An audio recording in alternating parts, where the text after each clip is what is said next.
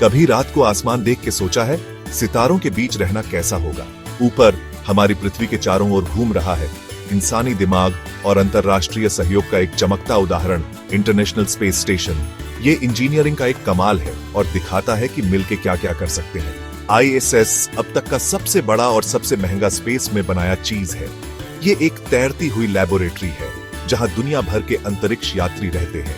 ये space travellers experiment करते हैं, पृथ्वी को देखते हैं और सीखते हैं कि स्पेस में कैसे लंबे समय तक रहा जा सकता है। उनका काम हमें अपने ग्रह को बेहतर समझने में मदद करता है और आगे के स्पेस एक्सप्लोरेशन का रास्ता बनाता है।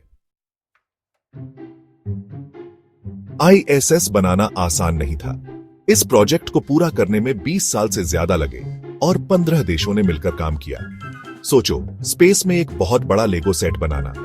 टुकड़ा टुकड़ा, मॉड्यूल बाय मॉड्यूल ISS तैयार हुआ, जो दुनिया की एकता और वैज्ञानिक महत्वाकांक्षा का प्रतीक है।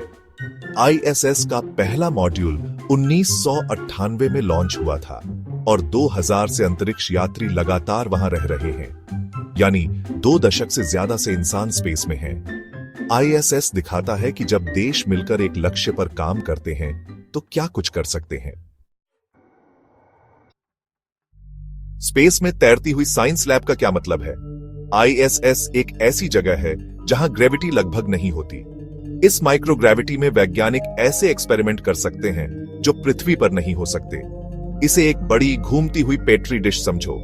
ISS पर बायोलॉजी, मेडिसिन, फिजिक्स और एस्ट्रोनॉमी पर रिसर्च होती है। जानना चाहते हो कि पौधे स्पेस में कैसे बढ़ते हैं या इंसान का शरीर लंबी स्पेस यात्रा में कैसे ढलता है? ISS इसका जवाब देता है। ये जानकारी हमें ब्रह्मांड को समझने में मदद करती है और पृथ्वी पर भी काम आती है।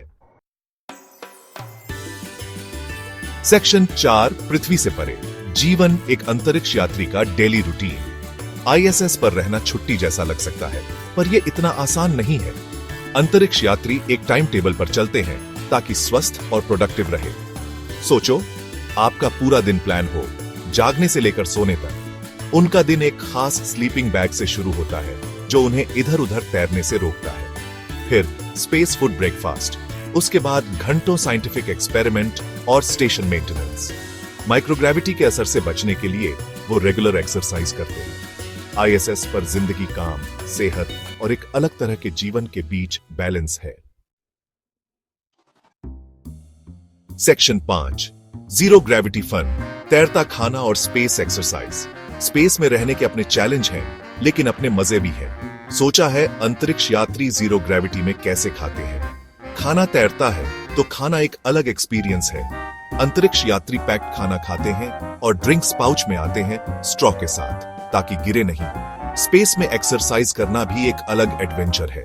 ग्रेविटी के बिना मांसपेशियां और हड्डियां कमजोर हो सकती हैं, इसलिए अंतरिक्ष यात्रियों को हर दिन 2 घंटे एक्सरसाइज करनी होती है।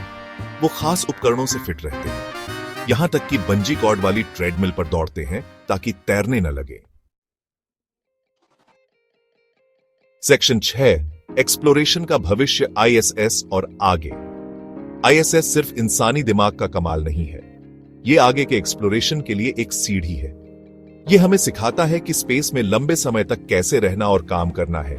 चांद, मंगल और आगे के मिशन का रास्ता बनाता है। जरा सोचो, क्या क्या हो सकता है?